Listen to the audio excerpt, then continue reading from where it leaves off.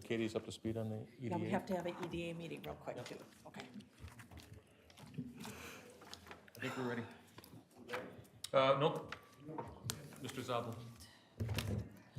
Did you print out the EDA packet? I don't think I ever got that. I don't have one, but I don't think Susie or anybody got an EDA packet. no.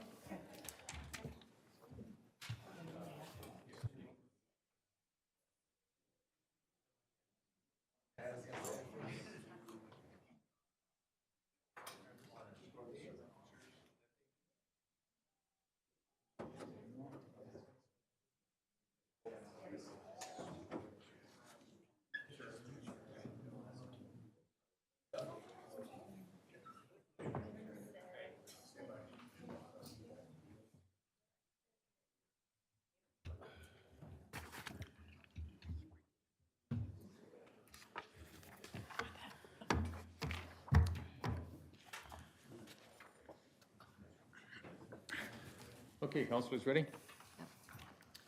So welcome everybody to the Oakdale City Council regular meeting, September 27, 2022.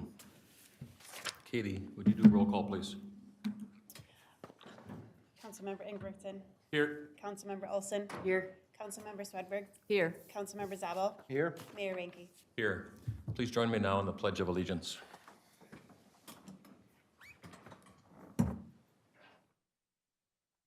Pledge allegiance to the flag of the United States of America and to the republic for which it stands, one nation, under God, indivisible, with liberty and justice for all.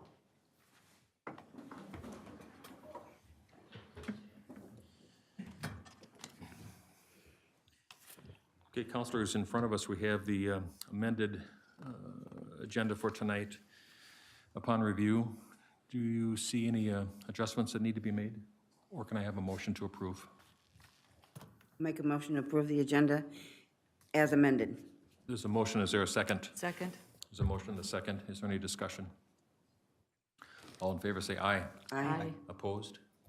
And the agenda is approved as amended. First up on our approval of 3 sets of meeting minutes. First one was for a special workshop from the Oakdale City Council on August 31, 2022.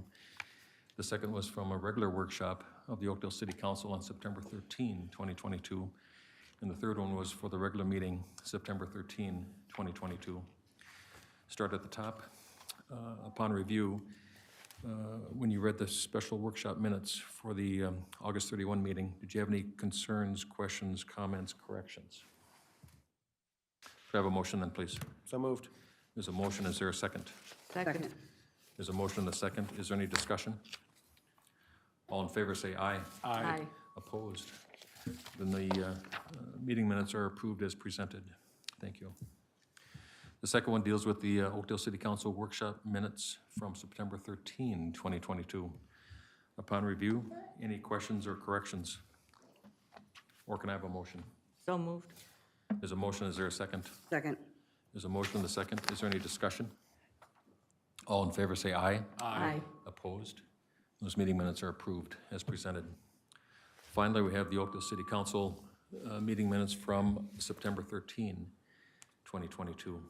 Upon review, were there any corrections or adjustments? Could I have a motion then, please? So moved. There's a motion. Is there a second? Second. There's a motion and a second. Is there any discussion? All in favor say aye. Aye. Opposed? And those meeting minutes are approved as presented. So next up on the agenda is a proclamation. This deals with the Domestic Violence Awareness Month, which is October. So I'm pleased to read the following. So whereas the crime of domestic violence violates an individual's privacy, dignity, security, and humanity due to the systematic use of physical, emotional, sexual, psychological, and economic control and/or abuse. And whereas on average, 20 people per minute are physically abused by an intimate partner in this country, and in 19% of those cases, 19% of those incidents, a weapon is used.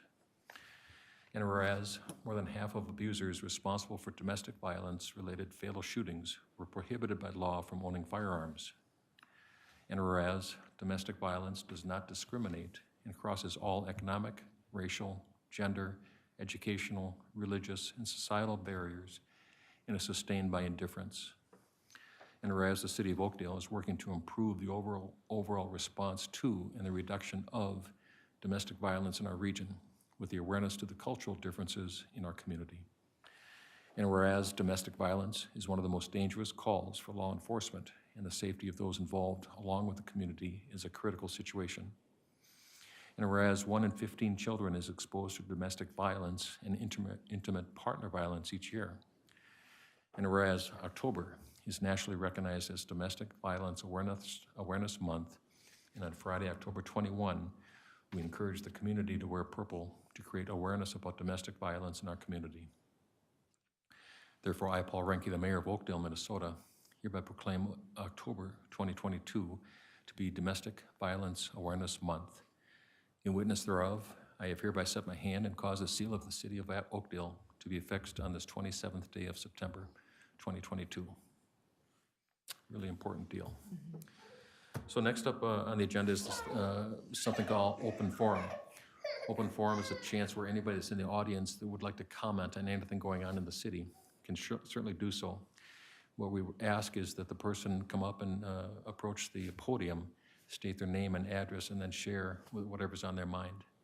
It's really not a time for interaction of significance, but it's a time to hear what people's thoughts are.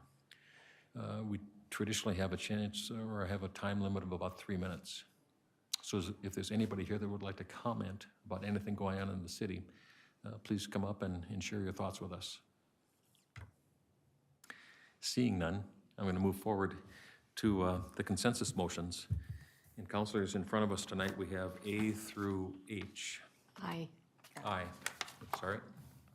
Let me rephrase that. So the consensus motions tonight are from A through I.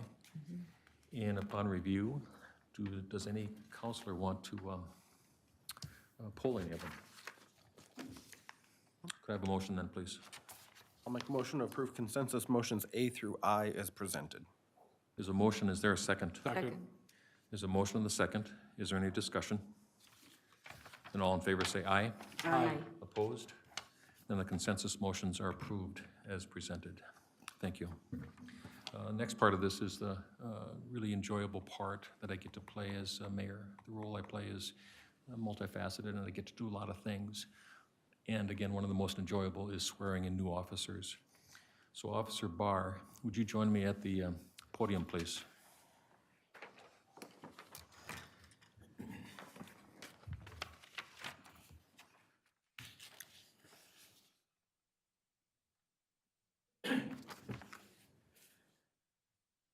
So what we'll do also, we'll go through the oath, and then we'll do some pictures. So we'll do some pictures maybe with council first, and then we'll invite family and friends up to the front here, and your colleagues, whoever wants to join you for the photos. To make it easier for people to hear, I've been instructed to use a microphone. Awesome. So Derek, would you raise your right hand, please?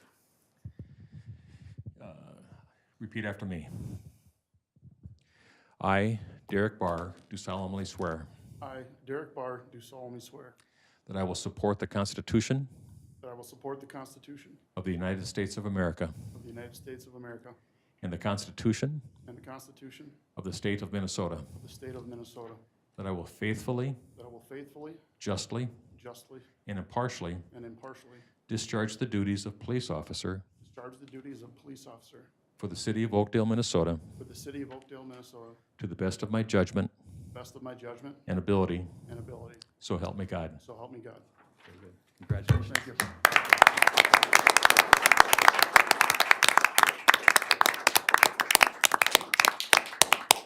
So the next portion of this is the pinning of the badge. And Chief, you might have a few comments also. I do. I brought it. Sort of like forgetting the ring. Yeah. Yeah, like the ring. Yeah. Yeah, I'll make a couple remarks. Good evening, Mayor and Council. I'd like to introduce Derek Barr, our new police officer. We're honored to have Derek join our department. You know, we hired Derek as a community service officer back in April. And when we interviewed Derek, we hoped we'd have the opportunity to hire him as a police officer someday because we're so impressed during the interview process. And Derek recently completed all his law enforcement coursework. And as you're aware, it's a very competitive market in law enforcement right now, trying to find good people to work in this line of work.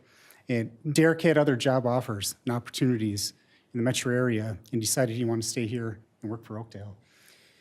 So Derek has experience working as a 911 dispatcher and also served as a firefighter in the past. And we feel his experience also with his character, he'd be a really good fit for our department. And we're excited to have you join us and serve the community.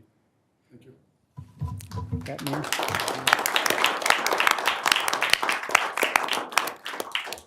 Who are you gonna have pin? My daughter and with help from my wife. Ready? Don't stab me, okay? Yeah, don't stab.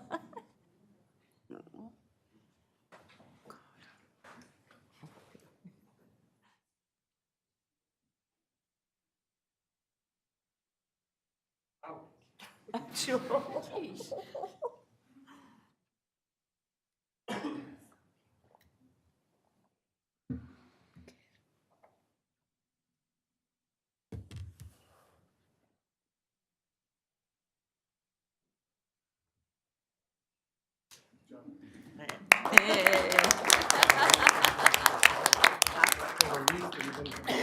Yeah, that's cute.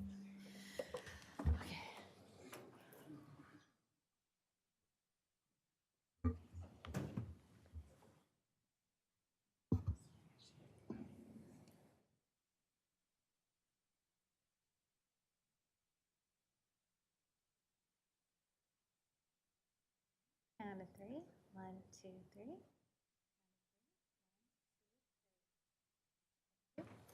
Friends and family, please come up for photos also.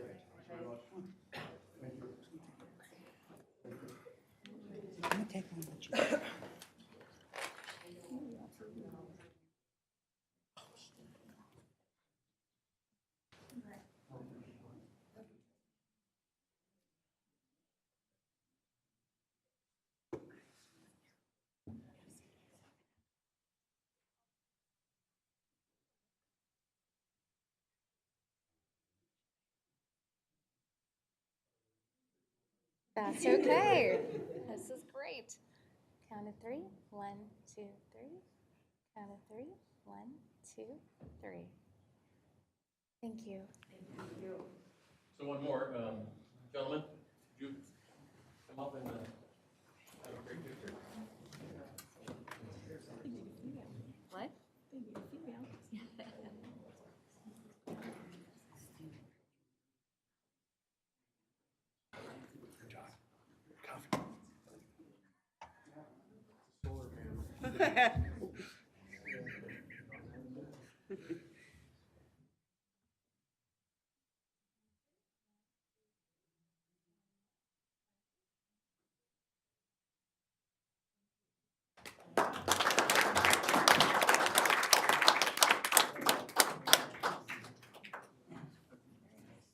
Friends and family, Derek,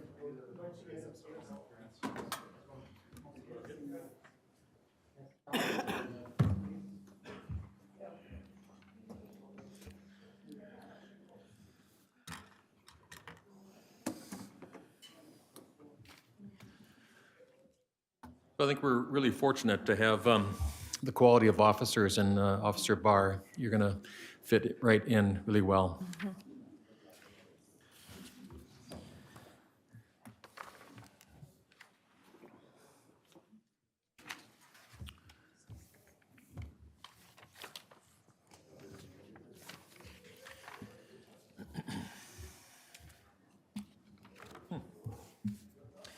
Okay, let's go on to the next topic, which is the advisory boards and commissions.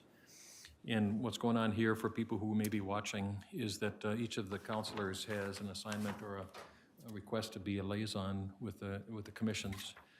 And so the first one that I'm going to talk about is the Economic Development Commission. The liaison is Councilmember Olson. In this case, there was no meeting this month. The second commission is the Environmental Management Commission. The council liaison is Councilmember Zabel. I think you guys met on the 19th.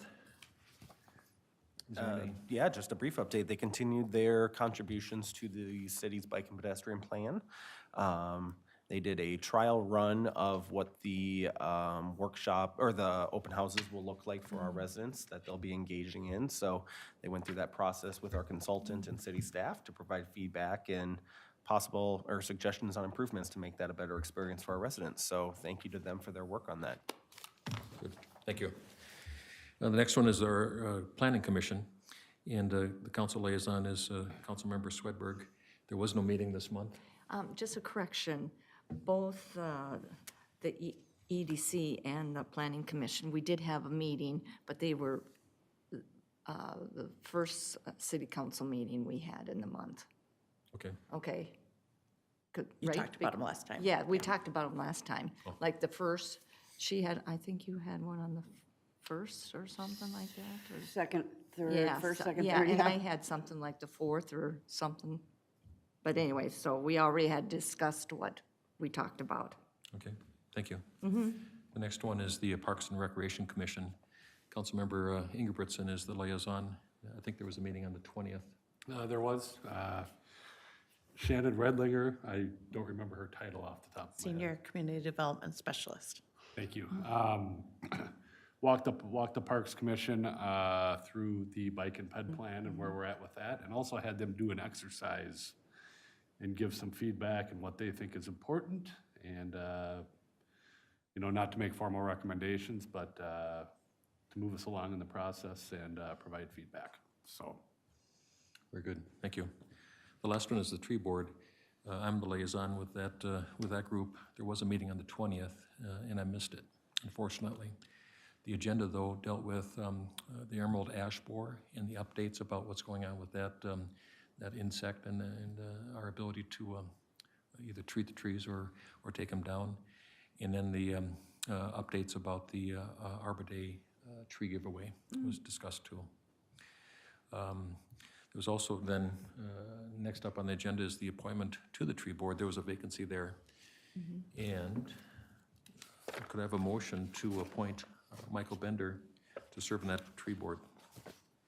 I'll make a motion to appoint Michael Bender to serve on the Oakdale Tree Board, term to end June 30th, 2025. So there's a motion, is there a second? Second? There's a motion and a second. Is there any discussion? Then all in favor say aye. Aye. Aye. Opposed? Then that motion passes, and we welcome Mr. Bender to the tree board. Then staff, will you go ahead and communicate with him about our endorsement and our pleasure to have him serve. Next up is typically awards of bids or award of bids that were in place. Tonight we have none, and then we're going to move into the staff reports. So we're going to start with the community development, and there's a request for a variance for a side yard setback encroachment with the Charn family. Good evening, Andy. Andy Gitzloff is our community development director. He's going to take us through this one. Thank you, Mayor and Council. I will briefly walk you through this item, which has also been before the Planning Commission. Jeffrey Charn, property owner and applicant, is requesting an existing deck remain at a property address 3887 Hallmark Avenue. The deck was built originally in 1987. The applicant has stated that he had a permit for the deck, but with our city records, we were unable to locate one. He also rebuilt the deck again, presumably in the same location in 2019. And the city does not have a record of any building permits pulled for the deck at that time. The reason this is before you is because there's a setback in the Sun Meadows Plan Unit Development District, side yard setback of 5 feet. The structure itself is encroaching into that setback by approximately 3 feet. So it's a variance to encroach into the setback is what's being requested. And the variance is basically the mechanism that the city has to, if desired, bring this deck and this property into compliance with the city code. When staff looked at the analysis for variances, the big standard here is that a variance is a request to depart from literal provisions of the ordinance in instances where strict enforcement would cause practical difficulties, being the key word. Variances are only permitted when they're shown to be in harmony with general purposes and intent of the ordinance and consistent with comp plan. So the ordinance lays out actually 5 standards that a variance request is reviewed upon. Staff did the initial review and then Planning Commission reviewed at their meeting. I'll just briefly go through each of the 5 so there's awareness with council. So 1, proposed variance, been reviewed and found to be consistent with official comprehensive plan. The requested variance doesn't appear to conflict with any of the stated goals or policies. This finding is met. Such actions are in harmony with general purpose and intent of the plan. Again, accessory structures, including decks, they are allowed with a primary use of dwelling in Sun Meadows, so that would be meeting this finding. Finding 3, the property owner proposes to use the property in a reasonable manner, not permitted, otherwise permitted by the ordinance. So the applicant is requesting to retain its accessory structure, a deck in current configuration that encroaches into the side yard setback. The deck's been this way since 1987, and by obtaining a building permit, this finding would then be met. 4, this is always the more tricky of the ones when it comes to variances. The plight of the landowner is due to circumstances unique to the property, not created by the landowners. So in this case, we're going back to the Sun Meadows PUD, which dates back to 1984. And at this point, this was considered a high density development. And actually, there's some language in that PUD that allows for 0 lot lines.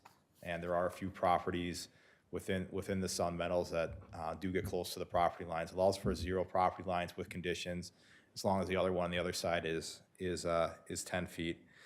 When looking at this site in particular, it is 0.17 acres in size and has a narrow width of 58 feet. The conclusion is that, from staff's opinion, that the circumstances are unique to the property due to its small size, and that consistent with the other flexibility that's offered elsewhere within the Sun Meadows PUD. And the last one is 5, granting the variance will not alter the essential character of the locality. Again, the property is located in the PUD. The PUD allows for the dense single-family residential properties, and it's, again, within a 3 feet of the side yard setback. So staff does believe if the variance is granted, the essential character of the locality would not be altered. So those were the 5 conditions staff recommended. Planning Commission had a discussion at their meeting. There was a hearing held. The applicant was there to speak. A neighbor was there also to speak in opposition of the variance, and that documentation is in your packet. Ultimately, the Planning Commission recommended unanimously to the City Council to grant the variance. And with that, I'd be happy to answer any questions. I think the applicant may be in the room here as well. Thank you, Andy. Councilors, anything for Andy? Off the top of your head, Andy, do you know if there's been any other variances similar to this in that PUD or in that area? I checked with our city planner. We didn't have a specific variance we could pull, but just a scanning of the development noted structures that were closer to lot lines, which would imply that there was that flexibility of being within that 5 feet easement, but no definitive variance is pulled that we could note to date. Andy, one of the things I thought about reading of the Planning Commission meeting minutes, and also I think all of us have an email from the neighbor expressing concern about this variance. And but one of the thoughts I had was, first, it's improper for people to proceed on their own volition without documentation that a permit was pulled. So I don't think, I'm just talking, but I'm not sure it makes sense to I think it makes sense to authorize the variance, but there needs to be consideration for maybe some penalty. In my world of real estate development, sometimes when companies move too fast, there's a penalty of multiple times the cost of the permit. And so as a way of saying, look, this variance request may not jeopardize the adjoining lot from doing anything. And in fact, it's reasonable and it's very expensive to try to rectify it if we want to take that action. So maybe one thing that we could consider is if you want to allow the variance to move forward, that it gets done with maybe 4 times the cost of the permit, just as a way of saying, look, it's improper, the process that was chosen. Andy, I'm not sure if that is a reasonable thing, or Chris, if there's thoughts about that. I could start and then maybe defer to our city attorney here. So one of the conditions of approval is that they would obtain a building permit. For decks, those are typically $154. But we do have provisions in our code. If an inspection is done after the fact, it's actually more work for staff. They might have to dig up and verify the footings. So it does double the price. So that is our current recommended action as a condition of approval would be a building permit, which would be double the typical cost for the deck. But Andy, to that point, so that just covers the building permit. What about a penalty for not appropriately seeking a variance this entire time? I mean, is there a penalty associated with that also? Yeah, Councilmember Zabel, the current policy that we have for code enforcement, so there is an administrative citation that can be issued. Typically, that is given 2 warnings before that citation is issued. In this case, 1 citation was issued. The applicant approached staff about how to bring the property into conformance, and the variance path was decided upon. So at this point, I think it'd be depend on the outcome, but we've had the 1 warning. They've attempted to bring into compliance for the variance process. So consistent with others, they haven't had a secondary warning before that citation is issued. Thank you. Any other comments? I think, I understand the applicants are here. We've read your material. If there's additional that you'd like to share with us, you're welcome to come up and approach the podium and share. Otherwise, we've read quite a bit. So then you got to do that microphone thing and state your name and address, please.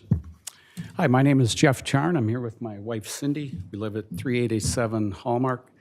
Part of the 2-page document narrative that we wrote, and maybe you read that, 35 years ago when we built the house and we moved in, I came up to the city to get the permit and the variance. And I dug the holes for the permit for the deck, and I had to come home from work to wait for the inspector to come and verify the holes. So I went through that whole process. As this complaint came up, which was news to us, I talked to Ken in code enforcement, and he said, well, we don't have a record of it, but we don't keep track of them going back that far. And because I couldn't find any documentation on my side, that's why we've kind of gone through this whole process. But we did what we were told back then, 35 years ago. And so now, and we didn't hear about it until now, and so now we're trying to get it fixed, and if you approve it, we'll be in tomorrow morning to get the permit, and if there's a fee for it, that's fine, but we did go through that process over 35 years ago. Thank you. So that's acknowledged in the in your write-ups too, Councilmember Ingridson. Was a variance granted 35 years ago? Well, it was because the current footings are within the 5-foot side setback. And the only reason they could have come there and approved the deck, which they did, was realizing the footings were within that 5-foot variance.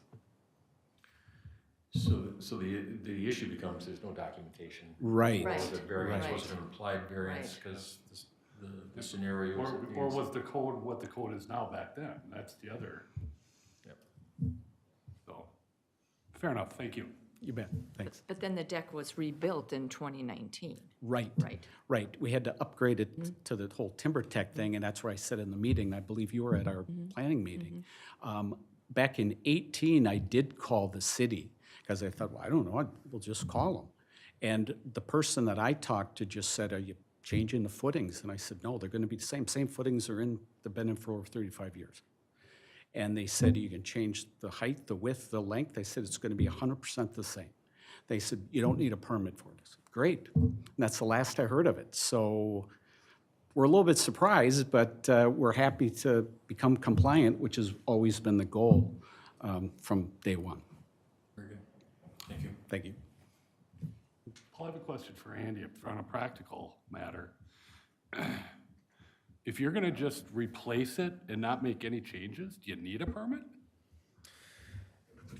Councilmember, I consulted with our chief building official today, and if it is only the boards on the deck, that doesn't require a permit. But oftentimes, as soon as you rip up those boards, you've got rot and other replacement, or if there's any sort of the handrails that get replaced, you know, it's a pretty fine margin when you start getting into requiring a permit. And I can't speak to the gentleman's interaction with staff back in 2018, but if somebody does come to the counter and ask whether they need a permit or not, we will run, you know, by the things that are required for them to obtain a permit, but it's up to them to really take that next step and apply for that, otherwise risking being out of compliance. Okay, thank you. Okay, councilors, what's your pleasure? Or I just have one comment. You know, as Andy noted, the 5 findings that have to be met or found for a variance are well-defined. You also noted that 4th one is by far the trickiest. You know, the plight of the landowner is due to circumstances unique to the property, not created by the landowner. For me, this is the one I have the hardest, or I have the most trouble with, because if we think back to any PUD we've done in the city, it's an extensive process of negotiation between the developer and the city.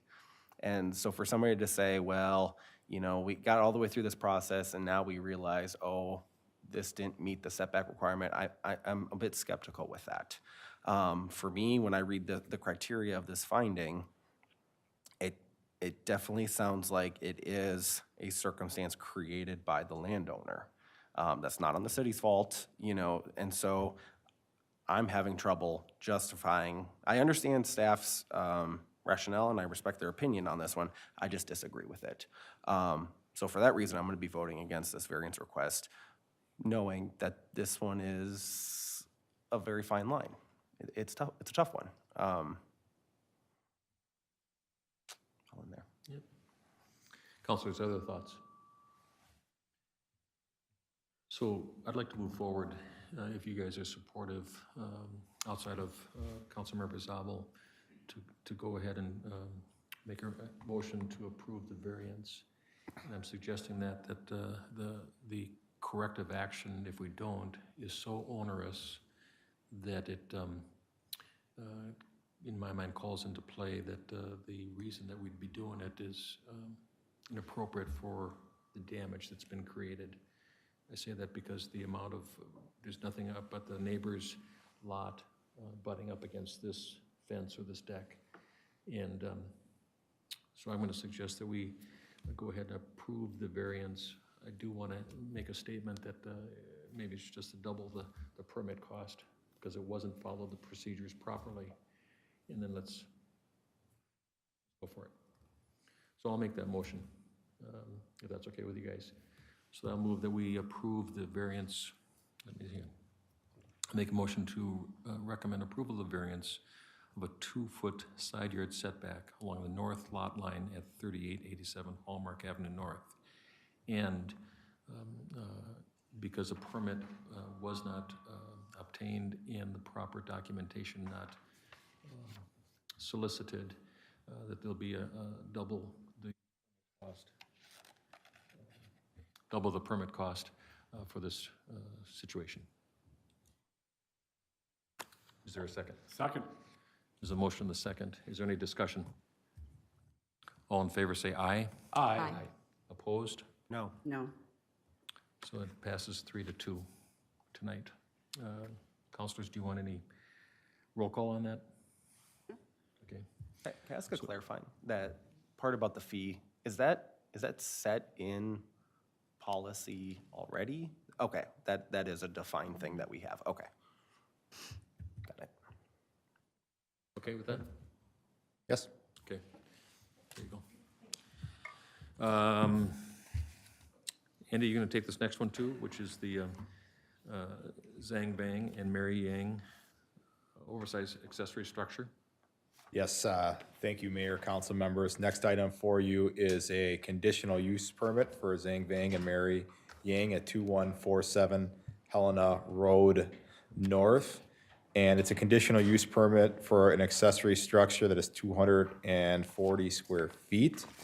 The zoning code allows 120 square feet by right, but within the district, there's standards that are laid out to obtain a conditional use permit if an additional criteria are met to exceed that size number. This again is a compliance item to be able to bring the applicant into code with their property. I'll just briefly go over what those four conditions were. Property where the structure is to be located cannot be reduced through subdividing as long as the building remains in the site. With the minimum lot width requirements, that wouldn't be possible for further subdivisions. The building should not be a pole building type construction, defined as a structure utilizing treated lumber buried under the ground. The structure is not defined as a pole building, has a foundation that's buried into the ground, condition met. Number 3, no door or access opening shall exceed 10 feet in height. This accessory structure is approximately 8 feet in height, condition is met. The structure shall not be used for commercial or industrial activities except as allowed by regulations.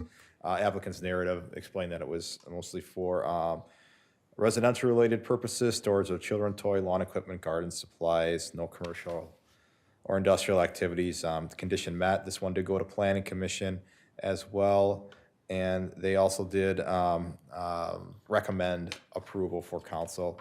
Happy to answer any questions, and I believe we also have 2 conditions on this one. Need to meet the setback requirements, which may involve moving that structure slightly into the property, which the applicant was found acceptable, and then obtaining a building permit, again, after the fact here, similar to the last item. Thank you, Andy. Councilors, any questions for Andy? Could I have a motion then, please? I'll make a motion to approve a conditional use permit through resolution 2022-96 regarding oversized accessory structure for the property addressed 2147 Helena Road North with conditions included in resolution. There's a motion. Is there a second? Second. There's a motion and a second. Is there any discussion? All in favor, say aye. Aye. Opposed? And that motion passes as presented. Thank you. Andy, you gonna do one more? Yes, sir. This is the, next up on the agenda is the amend the final plat for the Willowbrook 6th edition. Mr. Getzloff. Yes, thank you, Mayor and Council. As you'll recall, Willowbrook, outcome of 3M small area plan completed by the council in 2017. That small area plan was adopted into the 2040 comprehensive plan. There was also a detailed development plan preliminary plat that was approved by council on September 8th, 2020, which really guides the overall development and build out of Willowbrook. This particular item is related to the 6th edition, and it's related to the trail network within the city open space. If you recall, about a month ago, staff had a workshop with council about the open space network and the trails and what the city would be responsible for, and came forward with a revised plan for how to provide access. This proposal that is here is consistent with that plan that was presented to council at the workshop, and there is an exhibit that highlights the proposed changes, improves efficiencies, and reduces redundancy.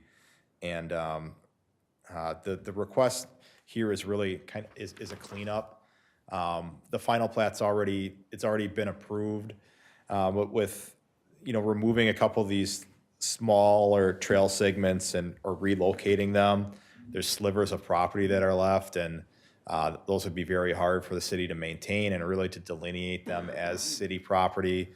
So working with the applicant, revised the plan to essentially just expand a couple of the additional lots that would result in the removal of one of the outlots, which would make a good location for adding in another lot for the developer. So this is a cleanup. We do have one condition, and I'll just read that. The reduction in open space with Willowbrook's 6th edition must be offset equally by additional open space dedicated in future editions of Willowbrook north of 40th Street, which may require the reduction of one or more future lots in that portion of Willowbrook development. And the reason staff put this condition in is up until now, we've been really careful about that number of open space and parkland and not deviating too far from it one way or the other. A lot of the calculations and things came into that. So we, in the spirit of continuing that forward, I think this gives the applicant the flexibility to plan for that change when they come forward with the plans for north of 40th Street. Be happy to answer any questions. Thank you, Andy. Counselor, is there anything for Andy tonight? Could I have a motion then, please? Or is there any discussion? I'm sorry. That's fine. Any discussion? Okay, now you're up. I'll make the motion to waive the reading and adopt Resolution 2022-100, approving the amended final plat with conditions as outlined in the resolution. So there's a motion. Is there a second? Second. There's a motion and a second. Is there any discussion? All in favor say aye. Aye. Opposed? Then that motion passes as presented. Thank you. Thank you, Andy. Next up on the agenda is a time with our city attorney. Tonight, Jim was not able to be here, but Rachel Tierney. Nice to see you again. Nice to see you. I do not have a report tonight. Very good. Counselors, anything for Rachel? Thank you. Next up would be the administrator's report. Ms. Volkers. Thanks, Mayor and Council. I'll be happy to answer any questions you have. Counselors, anything for Chris? Thank you. Council presentations. You want to start, Mr. Jake? I have nothing. Thank you. Councilmember Olson? Nothing from me. Member Swedberg? I don't have anything. Councilmember Zabel? And you guys are easy. I've got 3. All right. So this is, really since the last council meeting, we've had 2 business retention, expansion, and attraction program visits. The purpose of this program is to meet with Oakdale businesses to discuss their business, answer questions, and then to share information on resources available to them. The 2 recent visits include Park Tool, which occurred on September 16th, and also the Animal Emergency and Referral Center of Minnesota on September 20th. Both fascinating. The investments that these companies made in our community and the region are significant, and the region realizes lots of benefit from them. Second topic was the Oakdale Farmers Market. So that market continues to be held every Wednesday from 2 to 6:30 at the City Hall parking lot. The Farmers Market runs through October 12th, which means there are only 3 that are left for the season. Finally, the Oakdale voters will see 2 questions on the general election ballot this fall for the local option sales tax. This is to fund 2 city projects. One of them is the expansion and remodeling of our current police facility, and the second is a new public works facility. So we have an open house about this local option sales tax this Monday, October 3rd, from 5 to 7:30 here at City Hall. So again, that's Monday, October 3rd, from 5 to 7:30 up here at City Hall. So come in to learn more about these 2 important projects and to ask questions. Next up on our list is the claims. And in front of us, we have claims in the amount, claims for the period September 13th, 2022 through September 27, 2022 in the amount of $2,064,441.85. Councilors, upon review, were there any questions or comments you want to make on them? Could I have a motion then, please? I'll make a motion to approve claims as presented. There's a motion. Is there a second? Second. There's a motion and a second. Is there any discussion? All in favor say aye. Aye. Opposed? Then that motion passes as presented. Thank you. We will now recess to the Oakdale Economic Development Authority meeting, which is a special meeting for September 27, 2022. We'll do the call to order. Katie? Or the call, roll call. Katie? Commissioner Ambrickson, Here. Commissioner Olson, Here. Commissioner Ranky, Here. Commissioner Swedberg, Here. Commissioner Zabel. Here. So in front of us, we have the agenda. Can I have a motion to approve it as presented? Motion to approve the agenda as presented.